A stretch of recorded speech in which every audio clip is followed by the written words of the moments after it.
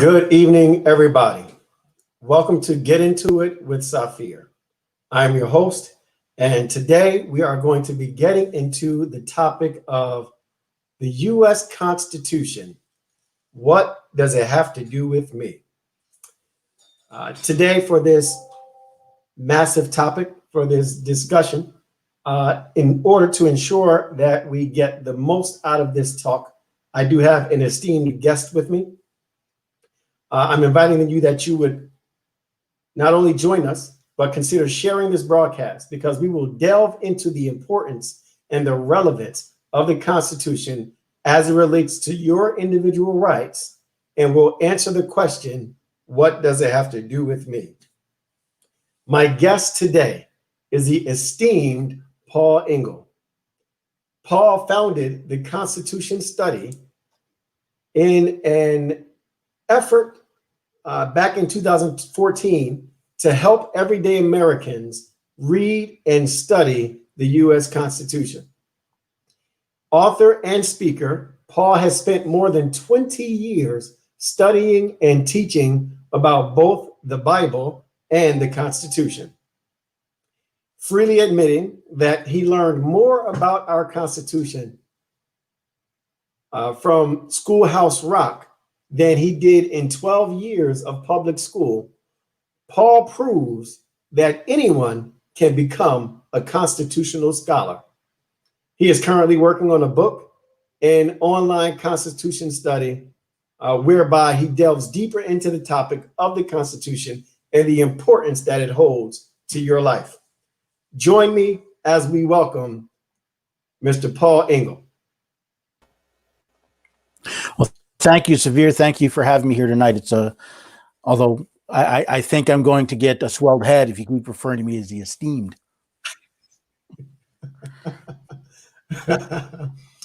Well, to some degree, rightfully so, Paul. I think that really it is noteworthy to take on such a mission to really create more engagement around the Constitution, because as we can see in the times in which we live, it's never been more important.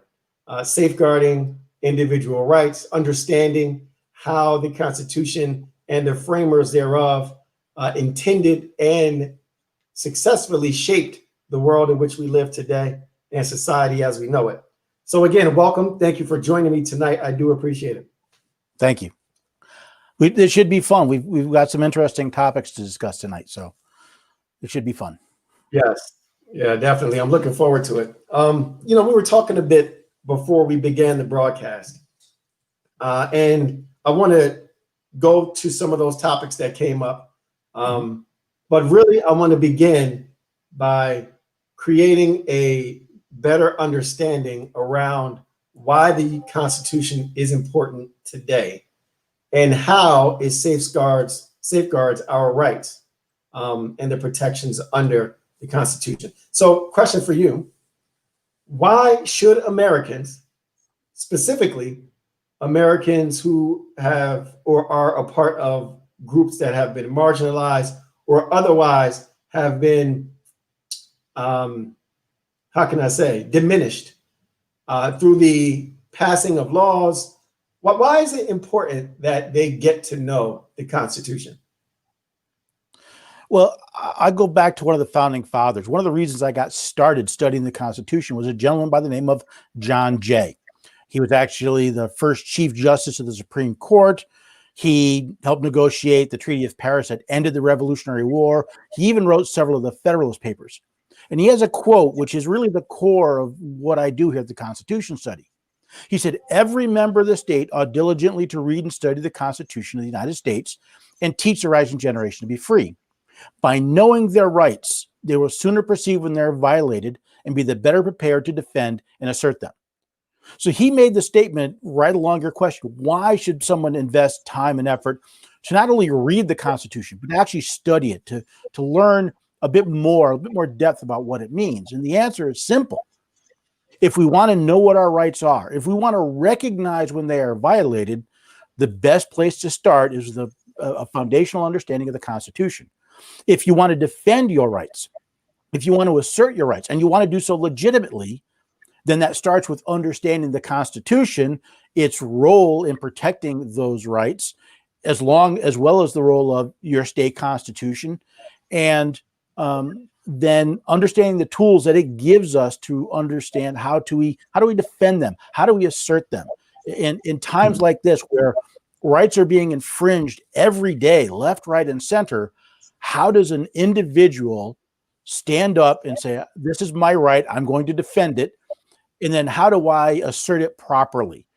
Not simply, hey, I have a right to assemble however I want. If I want to riot, that's just me peaceably assembling, even though I'm breaking things and burning people's property. What is the right to freely speak? What does it mean? Most importantly, as we were talking before the show, how do I understand how I can legitimately implement my rights, how I can use them legitimately? And therefore, by legitimately, I mean by not infringing on the rights of another. So if the marginalized want to know how to defend their rights, and even if every American wants to know how to defend their rights, the best place to start is looking at the Constitution as the supreme law of the land and saying, okay, government is not allowed to do this. Here is the proof. And that's the standard. Now, we have to remember the Constitution is ink on parchment. It's not going to get up and slap somebody for doing something wrong. We have to use that to hold our government in check. The people we hire, that we employ to enact our sovereign powers for us, need to be held accountable to their oath to support that document and the rights it protects. Now, you raise a great point, because you said the Constitution is merely ink on parchment. Realistically speaking, it's a tool, but if the owner of a tool is completely unaware of both the existence of the tool, how it operates, and how they can use it to protect themselves, the tool becomes worthless. You mentioned in the Constitution how it establishes certain limitations of the government. And I want to talk about that for a few moments. What types of limitations should Americans know about that are highlighted in the Constitution, where we might even see gray areas today or complete infringement in that area? Well, the first thing we have to understand is the Constitution is a compact. It's a fancy legal term for a contract between sovereign entities. So the Constitution is basically a contract between the states, and it does several things. The most important of it is it created the federal government. The states created the federal government via the Constitution. So the Constitution establishes not only the framework of that government, it establishes what its powers are and what its limitations are. Now, you go back to, say, an Alexander Hamilton or even a Justice Marshall, and they say any act of the legislature, any act of what's called a delegated authority, contrary to its commission, contrary to the Constitution, is void. Again, Alexander Hamilton, that's from Federalist 78, and Chief Justice Marshall from the infamous Marbury versus Madison decision, both state that the federal government, even the state governments, which are delegated authority, when we elect somebody, we're delegating them authority. When the government hires somebody, they're delegating them an authority. When they act contrary to the authority they were given, that act is void. Yeah. It's empty. It's meaningless. And the need to understand that becomes so important, because if we don't understand the structure, if we don't understand that the vast majority of the powers delegated to the federal government go not to the president, but to Congress, that the president actually is an employee of the states, not simply an employee of the people. It's actually the states that elect the president. The states hire the president to work with the Senate on several things or to enact the laws created by Congress. So by understanding that structure, we begin to understand the limitations of that government. Absolutely. And that's exactly the point I want to draw out really quickly. When we talk about the formation of the federal government and how it's established by the Constitution, you said something very interesting. And I think this is something that for many people might strike a chord, because when you listen to the narrative of everyday citizens today, you begin to hear this idea that the federal government, when you think about a hierarchy or an org structure, somehow wields power over the states, when in reality, the federal government was established by the states.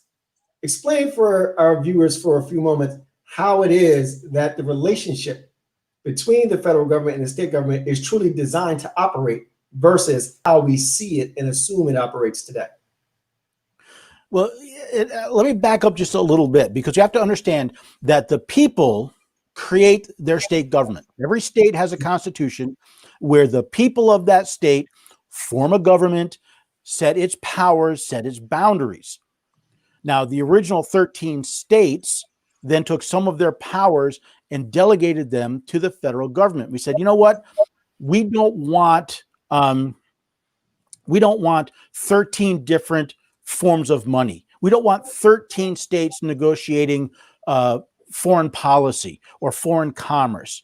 We want to have some standards. So what we're going to do is we're going to take things like the military, treaties, and other powers that are best done as a union together, and we're going to delegate them to the federal government.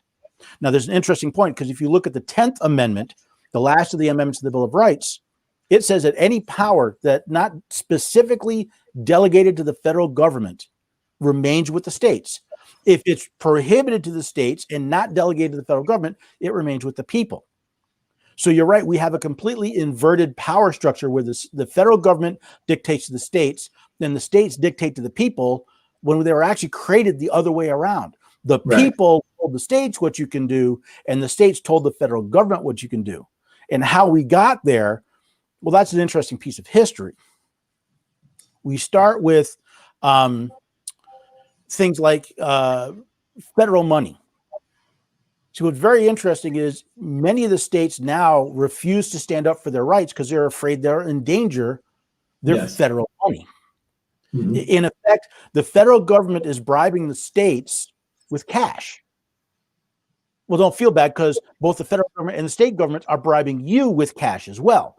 Right. Sadly, most American people actually accept that bribe, and then they wonder why governments have so much power over us when we've effectively sold our rights to them for the bowl of pottage that is whatever program the government says they'll give us. Yeah. Yeah, no, it raises a very good point. You talked a moment, actually, you made a brief statement when you were on your first point discussing how the right to peaceably assemble and to petition the government lies with the people. But what we've seen nowadays, and there's a lot of controversy around what takes place in response to what people view as an attack on a group of people. So overwhelmingly, disproportionately, it is said that poor Americans, largely Black Americans, are adversely impacted by police brutality. Now, when in response to that, there's reports out that suggest that overwhelmingly protests have been peaceful. And then there's also reports and opinion pieces written that indicate there are some that are violent. But when states don't respond to protests in a manner that is acceptable, we're hearing terms like anarchist states thrown around.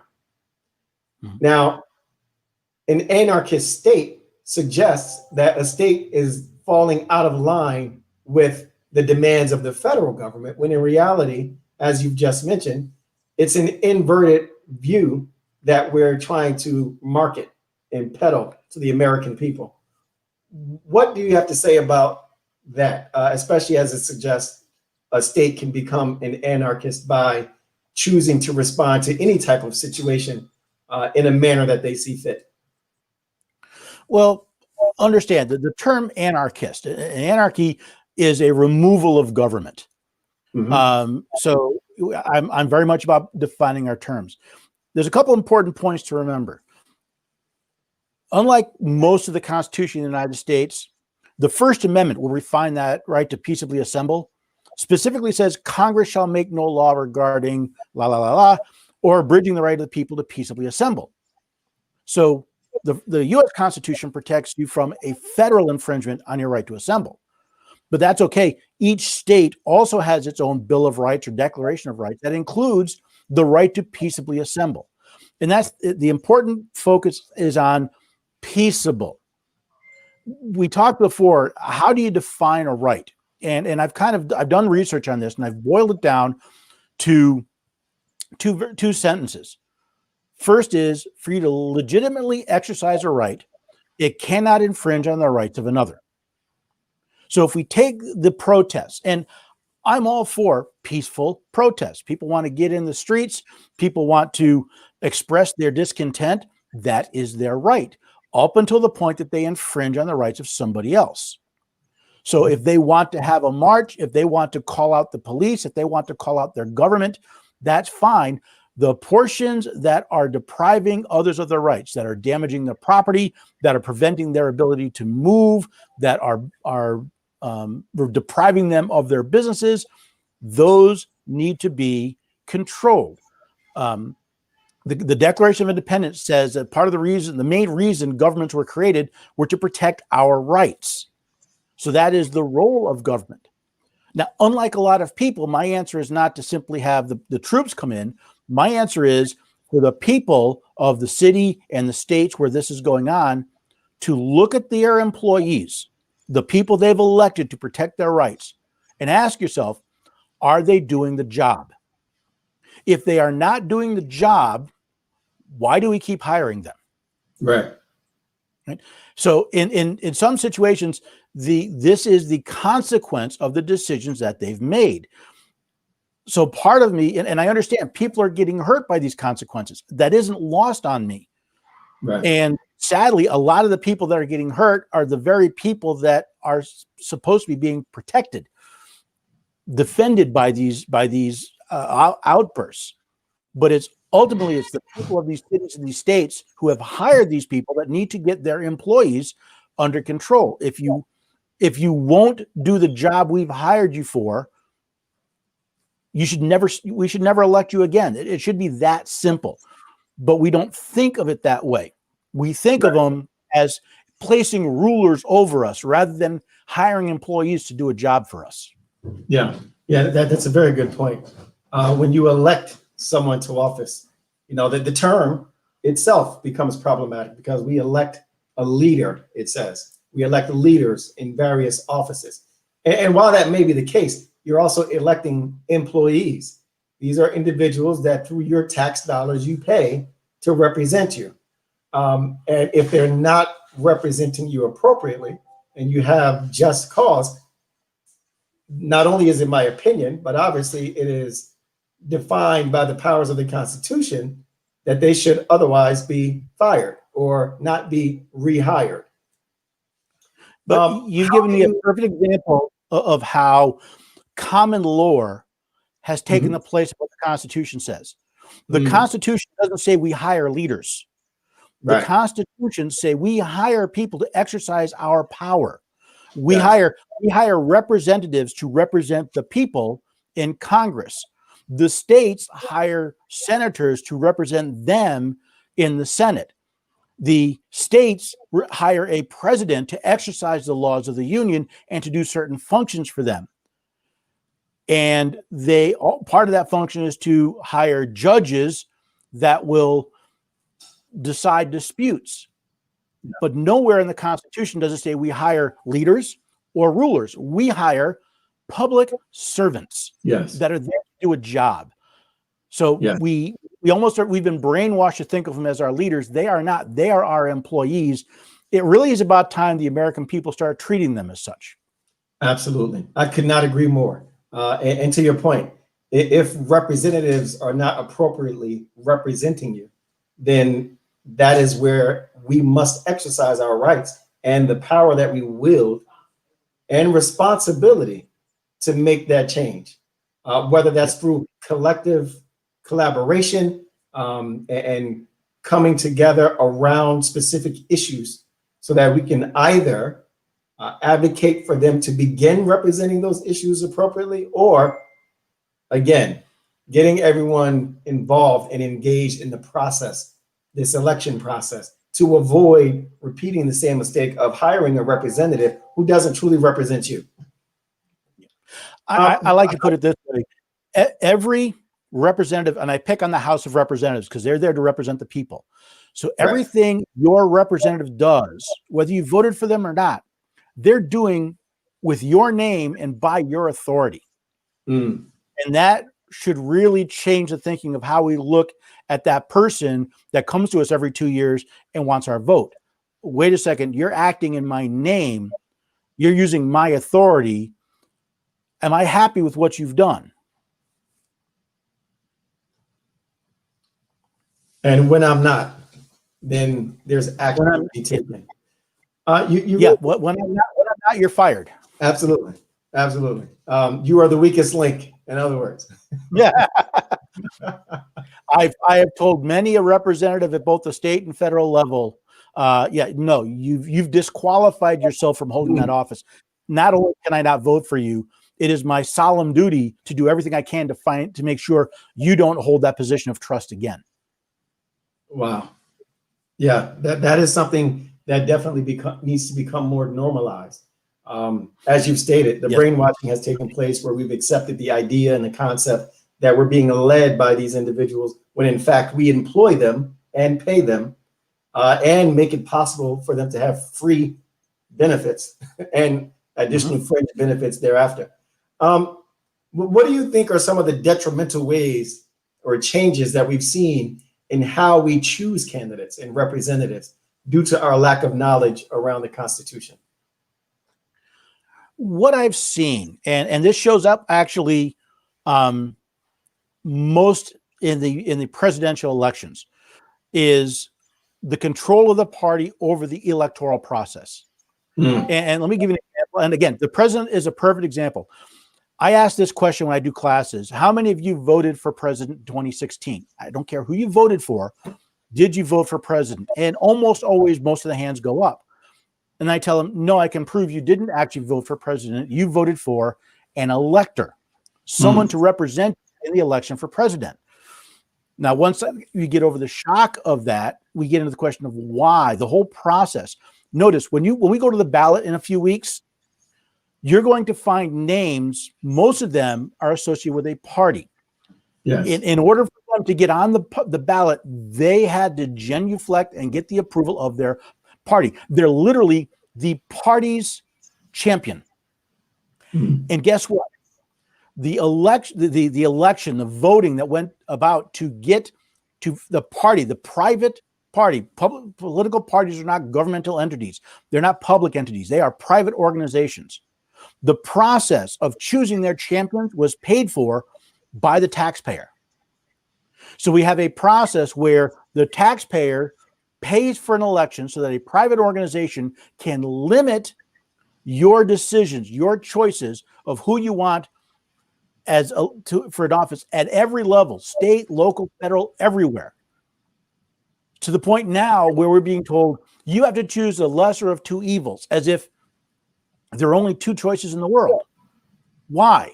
Because the states have allowed the political parties to control the system that the people no longer have a choice. If you think someone else would be a good representative, but they didn't get the approval of their party, why is it so hard for you to vote? Why is it so hard for them to be elected? Because they're not the party champion. If anything, and George Washington said political parties would be the destruction of the republic. And we see today. We see this in the animosity between the two. We see this in the vindictiveness between the two primary parties. We see this in the fact that, quote unquote, third parties are almost impossible for them to hold much to get into an office, except at the local level and some of the state levels, because the political parties, the Democrats and Republicans, have so controlled the system and manipulated the system that they become the de facto choice, one of the two. that's something they have put on the American people. And the American people have sit back and said, yeah, go ahead and do that. And when you think about it, that has had disastrous effects on how we live and what society looks like, because it's already difficult enough to have a third party candidate. But this idea of autonomy in exercising our vote has been stripped from us, because now we must get in line behind someone we may not even agree with. And then the expectation is, because of an identification with a particular political party, the expectation is that you would support regardless. I think we're seeing small shifts in that area, but it's not quite enough when this type of system is in place. Benjamin Franklin said, those who would give up essential liberty to purchase a little temporary safety deserve neither liberty nor safety. Is that what we've essentially done? In many aspects, yes. The interesting thing about the parties, as I said, when they say, you have to choose a lesser of two evils. Well, by definition, then you're choosing evil. Yes. Now, if you think Bernie Sanders or Kamala Harris or Joe Biden or whoever would make a better president, why don't you have the opportunity to vote for somebody who would cast a vote for them? And again, president's a little tough because the people don't elect the president. But let's say, you go to the polls to elect your member of the House of Representatives. You are basically shown a choice of primarily, the donkey or the elephant. Right. Maybe there's a couple other people down ballot. Why? Do you know, in the original, early in this country, in the first few decades, there were no candidates for offices. You walked in with a blank piece of paper and you said, okay, for this office, I want to put this person down. And whoever got the most votes was asked, will you serve? Are you willing to do your civic duty and serve because your fellow citizens have asked you to? And it was considered ungentlemanlike. It was considered uncouth to say, no, you're being asked to serve. But now it's all about people who want to get elected. Therefore, they're more willing to say, bribe the people for their votes. Absolutely. If you elect me, I will do this for you. If you elect me, I will support this program that gives you something. That's the definition of a bribe. You receive something of value in exchange to change your mind. Yeah. We literally have turned this into a system like that. What's interesting about the Franklin quote is it points out something very important. Governments are not instituted to keep us safe. I want to repeat that. Governments are not instituted to keep us safe. The Declaration of Independence says we have certain unalienable rights, and to protect these rights, governments are instituted among men. Governments are there to protect our rights, not to keep us safe. But what have we done? We sit back and wait for the government to take care of us. If there's a disaster, we wait for the government to come clean things up. If there's a problem, we expect the government to come fix it. If people are hungry, we want the government to go do that. If people aren't being educated, we want the government to fix that. Think about that for a moment. Yeah. What do you call people who are dependent on someone else to take care of them? They aren't free, right? They aren't free. Yeah. They are at best subjects, and at worst slaves. Absolutely. And we've done this to ourselves. Yeah. It's some state of voluntary servitude, because as you've stated, the Constitution is designed to protect our rights, and yet we willingly and voluntarily give them away. And we participate in the practice of doing so because it's so widely accepted. We expect it, because now look at the news stories. When there's a natural disaster, is the news story the fact that the government showed up to do something, or the fact that everyday citizens showed up to help their neighbors? Right. It's because that is the man bites dog. That is the unusual situation. Wow. You mean people actually showed up to help their neighbors? Absolutely. But that's not what we focus on, because that's not That's not what we've been trained. We're trained to sit back and tell government to come take care of us. And when somebody other than government does this, we go, wow, isn't that neat? Yeah. Well, the point that you brought up, it's a perfect segue into our next section of the conversation. You said that the government was not established to provide us or protect us or provide safety. Rather, they were established to perhaps protect our rights and our liberties. But again, that requires that we have an awareness of what those are in the first place. So the question then takes me to the Second Amendment. Do you see that restrictive gun laws, and I know this is at the state level, do you see that such restrictions really infringe on the rights afforded to everyday Americans by the Second Amendment? Well, it's not just the state level. It's at the federal level too. It's at the local level. But rather than simply giving you an answer, let's think about this for a minute. So the Second Amendment reads, a well-regulated militia being necessary to the security of a free state, the right of the people to keep and bear arms shall not be infringed. So the real question is, what does it mean to infringe on a right? Well, I use Webster's 1828 dictionary because it was compiled by founding father Noah Webster, and it defines infringe as to break, as in a contract, or to violate either positively by contravention or negatively by non-fulfillment or neglect of performance. So we're talking about what does it mean to violate the right to keep and bear arms? Now, again, if you listen to the podcast, I'm big into definitions. Keep means to hold, to retain in your power or possession, and to bear literally means to wear, as to bear a mark or to bear a sword. And arms are literally weapons of offense or armor for defense and protection of the body. So if we take those words together, what do we see? That we have a right to both own, to have possession of, and to carry weapons of offense and others for defense. Now, why do we have this?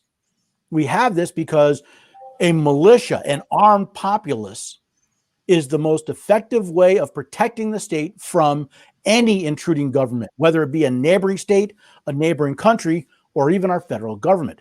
If we look at quotes from our founding fathers, we have a Second Amendment so that we can protect ourselves, whether it be from the mugger or from the out of control government. Right. So if we're going to violate your right to keep and bear arms, if we're going to have to, if I have to go to the government and say, please, may I own a firearm? I used to live in New York State. Okay. I was not allowed legally to touch a handgun until I'd gotten permission from the state. Right. Now I live in Tennessee, which is a lot freer. But even here in Tennessee, in Tennessee, I'm allowed to own a firearm. I'm allowed to carry a firearm on my property. But if I want to carry it in public, I have to get the government's permission. Well, is that not a restriction, a violation by contravention? Or if we look at these states where you say, well, we'll give you permission, but it's really at our discretion. Right. Well, isn't that a contravention? And then we get, of course, into the question of, well, what arms are too big? It says weapons for offense. It doesn't say pop guns. Right. It doesn't say muskets. It says we're supposed to be able to carry pretty much the same armaments that the federal government has so that we can defend ourselves, whether we're, defending ourselves from another state or another country. And let's say Canada decides they're going to invade us. We need to be able to defend ourselves while the government gets its act together. Right. But now we see people saying, no, we're not going to let you do that because, well, that's a weapon of war. Well, first of all, it's not a weapon of war, but it does infringe on my right to keep and bear arms. And we're back to what's the basic understanding of the words there. And again, we have to understand the Constitution is not just some amorphous document. It is law. It is the supreme law. It supersedes everything. So when you say, look, for example, in the state of Tennessee, the Constitution says that they can provide regulations for public safety, but that's a violation of my right to keep and bear arms unless it's done via due process. which is not in the language of the Tennessee state constitution. So again, the short answer is if we want to have if we want to be a secure and a free state, if you want to live not just in a country, in your state, if you want to be secure, if you want to live free, the best way is to have a regulated militia, which is the armed populace with officers chosen and trained by the state, so that if something happens, you show up with whatever arms you've got, you have the trained officers, and now you can help defend your state. From the same standpoint, if you're sitting at home or in your car, you can defend yourself from whatever might be coming to infringe on your rights. Yeah. You know, that's a monumental topic in and of itself. It really does highlight a very serious issue. The fact that, again, we willingly participated in the elimination or the significant reduction of our rights to bear arms. I mean, when you talk about asking for permission, I mean, that's done by way of licensing, undergoing a number of, and then you have to also pay for said license. You know, yes, you do. So it goes even and in some states, that is not an insignificant cost. Again, when I was in New York to get my handgun license, for me to get permission to touch a handgun took 9 months and several $100s for me to get permission from the state to do that.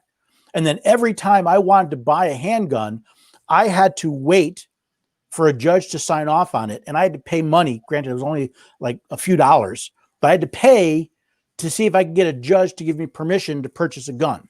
Wow. Right? Again, that's part of the reason why I'm no longer a citizen of the empire. But we have to also understand most of these were not put in place. They were not sold to the American people for nefarious reasons. You know, the government didn't say we want to control firearms, so we're going to put in this licensing. We don't think you're responsible enough to own a firearm, so we're going to put in background checks. No, they said we want to keep you safe, and people said, "Oh, I like the idea of being safe." Wow. So we again traded an essential right for a promise of temporary safety. We did exactly what Franklin said means you don't deserve either. Yeah. So in many ways, when we go back to the discussion of the less than peaceful riots, the fact that you've handed over to the government the authority to keep you safe and they don't do the job, well, you traded it. You don't deserve it. Yeah, no, it's a very good point.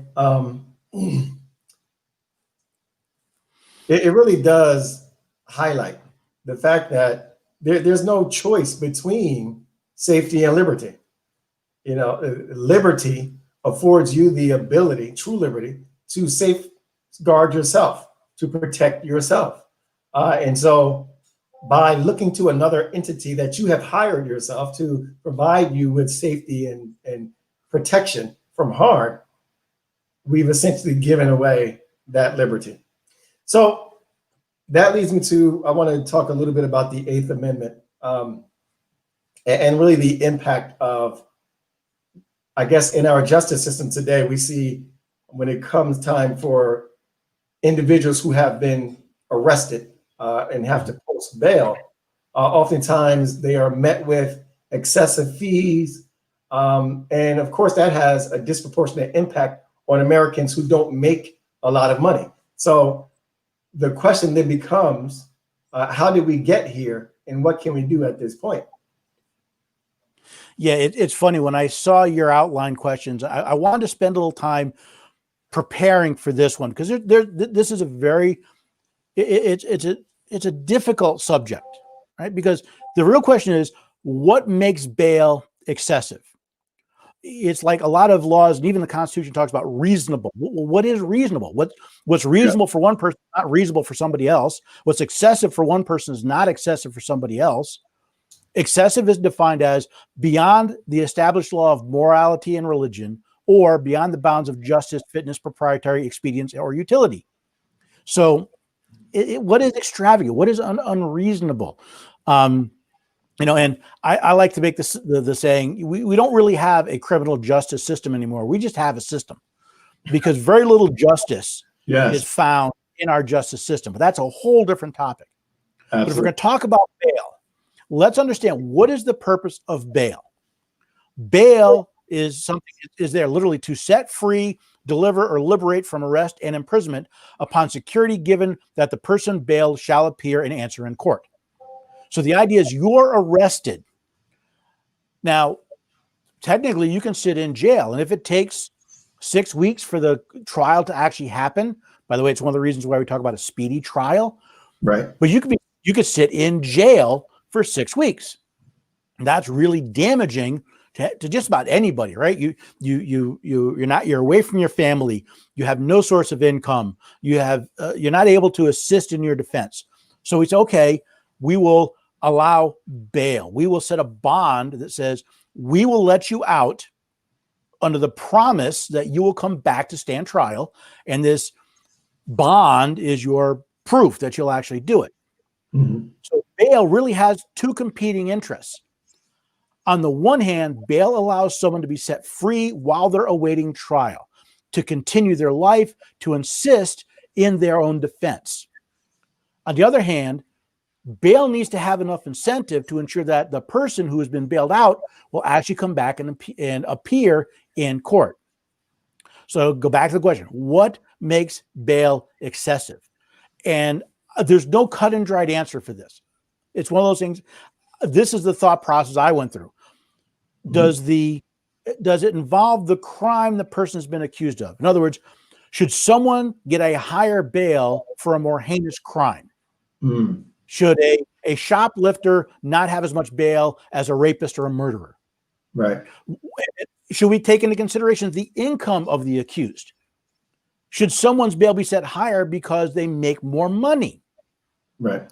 Or should it be about the risk that someone will simply skip bail, including things like, well, do they have a history of being arrested and skipping bail?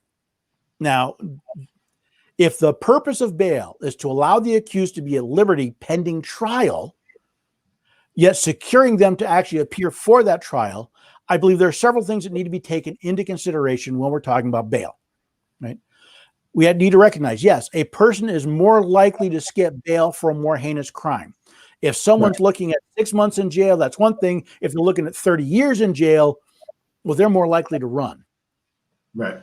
Also, someone with great wealth, well, they'll be less concerned about losing their bail bond. Bill Gates isn't going to worry about losing a $10,000 bond. Most of us are very upset about losing a $10,000 bond. And also, someone that has a long criminal record, well, if they've skipped bail before, they're likely to do it again. So all of that needs to be taken into consideration. Ultimately, this is one of those things, again, I think it's really impossible to come with a set definition. I think it falls under the idea of, I can't define what it is, but I know it when I see it. Right. Because let's face it, whatever bail gets set for the accused is going to tend to think it's excessive. Whereas the victim, the family or their family, well, they might think it's quite modest. So it's not an easy situation, and it really needs to be taken on a case-by-case basis. The problems I see here, and again, it's not simply dealing with bail, it's, are we treating people equally before the law? If you are accused of a crime based on your crime and your history and your income, is your bail being set the same as pretty much everyone else who've committed that crime with a similar history and a similar income? Right. If that's not, then someone's getting excessive bail.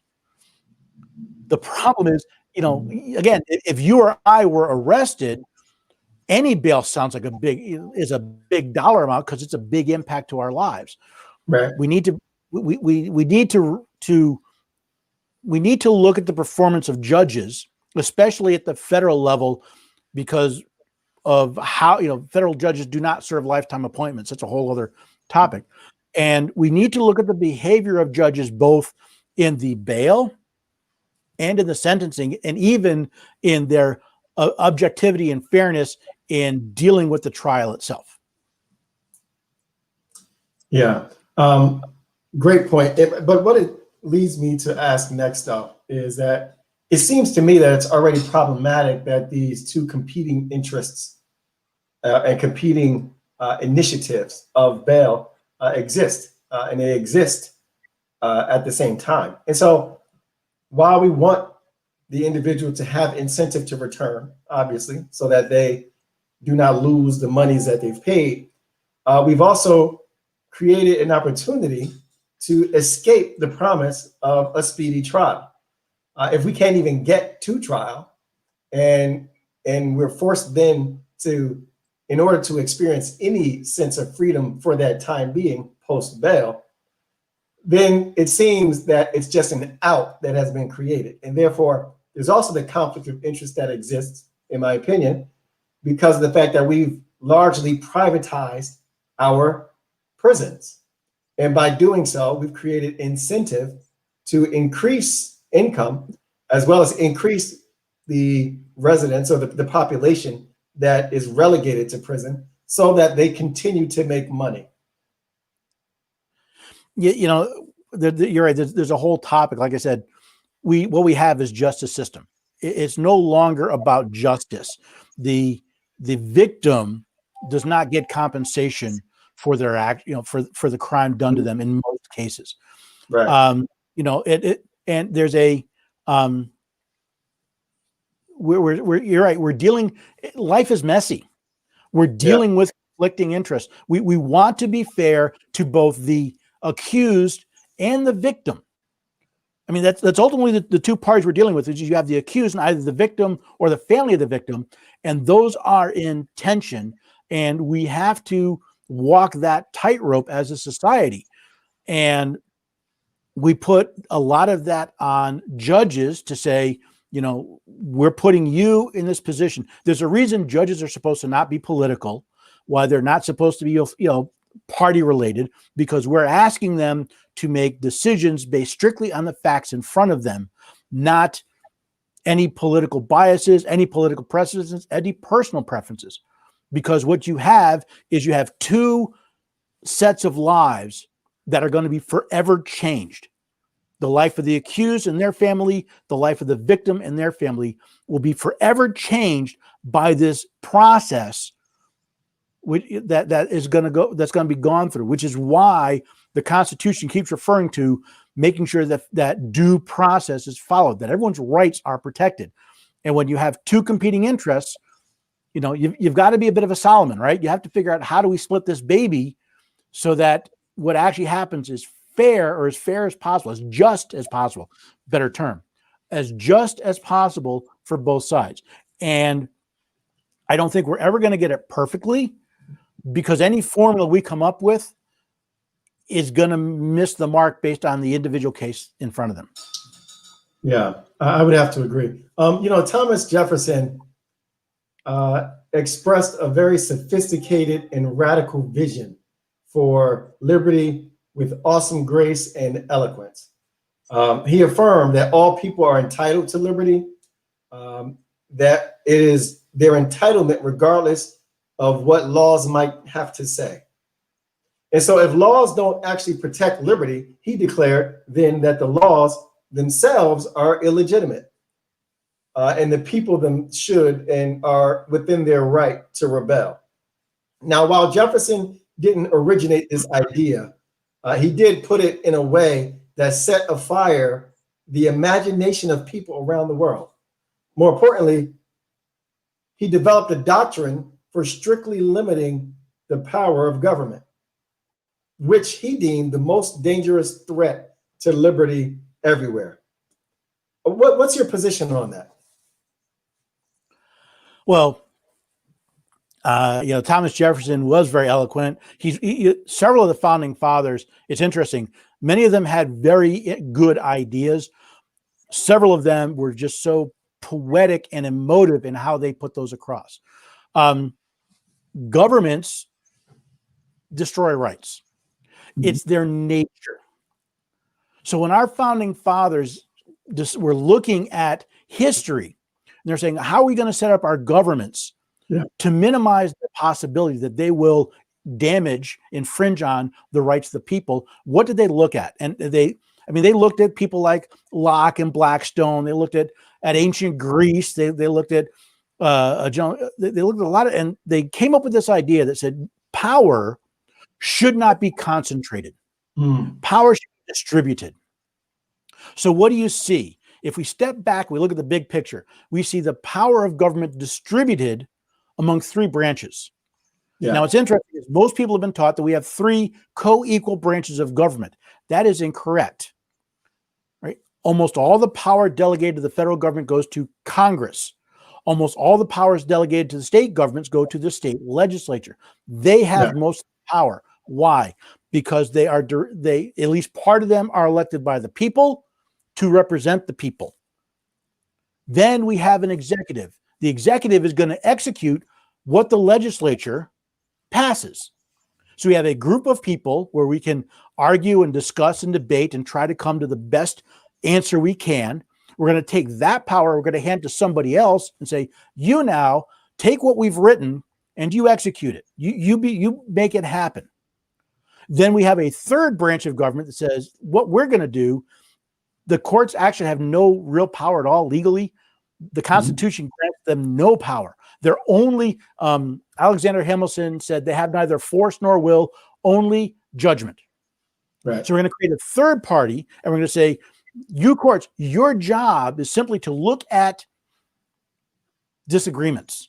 Look at questions that come before you and give your opinion. It's why what the courts release is not a ruling, it's an opinion.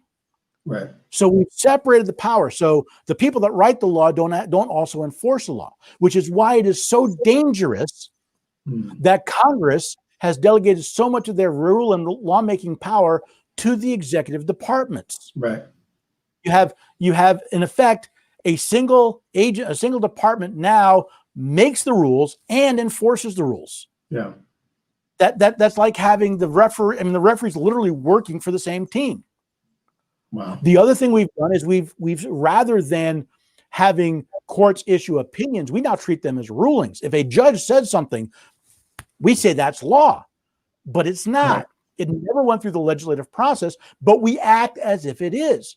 It's like the emperor who has no clothes strutting around going, I get to decide, but they don't, not legally, but we've given it to them. So we have literally concentrated power when our founders said, no, we need to distribute power.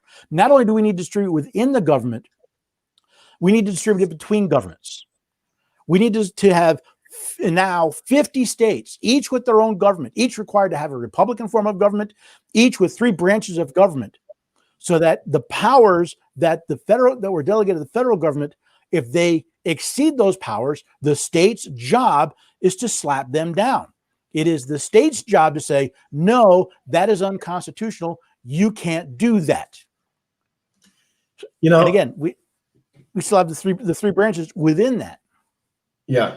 Yeah. And there's a very purposeful reason why these branches were created the way they were. And although I do wish that more content was included around the judicial branch and really how judicial review ought to take place. But one thing that is most remarkable to me is how the Constitution affords the power to declare war and relegates that to Congress. Yet, in the times in which we live, for many, many years, we've seen that the declaration of war has been wielded by the executive branch. So the question is... Not entirely. Because here's the interesting thing. The Constitution says Congress has the power to declare war. Absolutely. You know what it doesn't say? How Congress declares war. So when we have, we have a lot of power. They've delegated a lot of power to the executive, partially because we live in a world where military disaster can happen that quickly. Yeah. But what we have is we have a president that kind of starts a war, starts an armed engagement, and then waits for the Congress to decide, well, are we going to support that or not by funding it? See, if the president decides he's going to invade some country, or he's going to enter in an armed conflict, get us involved in an armed conflict, it's still up to Congress to say, no, we're not going to pay for that. We don't, and you have to bring them home because we ain't paying for it. Yeah. And not only will we not pay for it, we'll pass a law that says you can't find money elsewhere to pay for it. So it's still there. The problem we have is life moves so much faster now than it did in the 18th century that we have to afford the people we entrust with powers like the president some leeway to kind of get things started and then be approved or pulled back. And they tried to do that with the War Powers Act. There are a lot of issues in how they did that.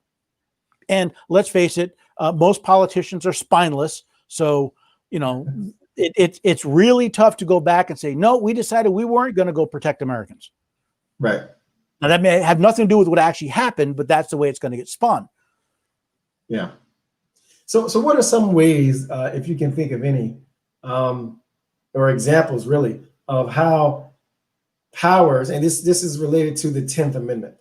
So I want to delve into some examples of powers that are not expressly given to the federal government, but states sometimes concede to relinquish such powers. Well, all right. So when I was researching my book, I found a website from USA.gov. It's called A to Z Index of U.S. Government Departments and Agencies. And there are listed 659 federal departments and agencies. Now, I went through and I weeded out duplicates and non-federal departments and agencies. They include a lot of weird stuff. I ended up with 537 unique departments and agencies of the federal government. Now, I went through that list of 537, and I could only find about 50 that were actually exercising a power delegated to the federal government by the Constitution. That is less than 10%. Wow. That means that 90% of what the federal government does, 90% of federal agencies are illegal. Wow.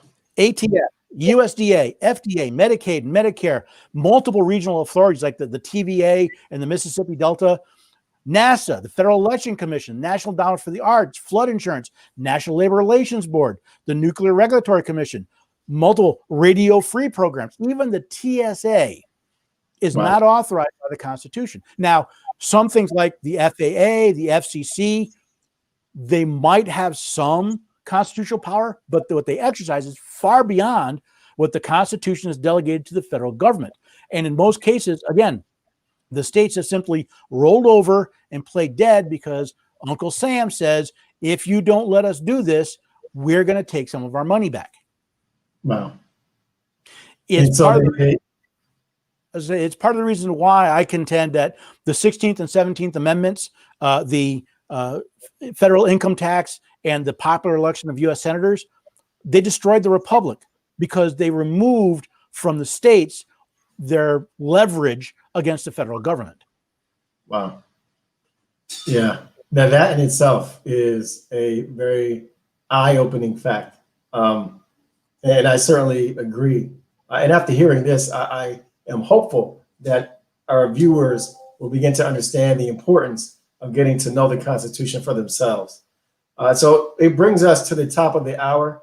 I want to give you the opportunity, as we prepare to close out today's broadcast, to share with the viewers some of the heartfelt reasons that you believe that it is absolutely critical that they get to know the Constitution for themselves and what it has to do with the lives that they live. So I'll turn the floor over to you to share those thoughts. Well, I have a daughter.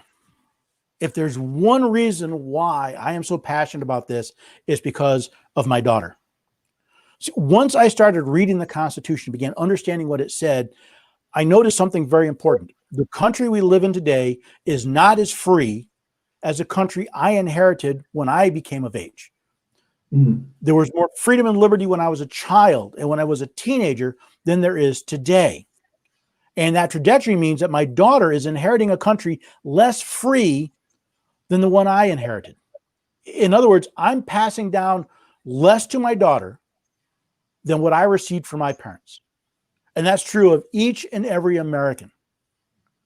And if you think of nothing else, You know, it's not. Let's not just say it's for the children. Think about the freedom that our children exercise.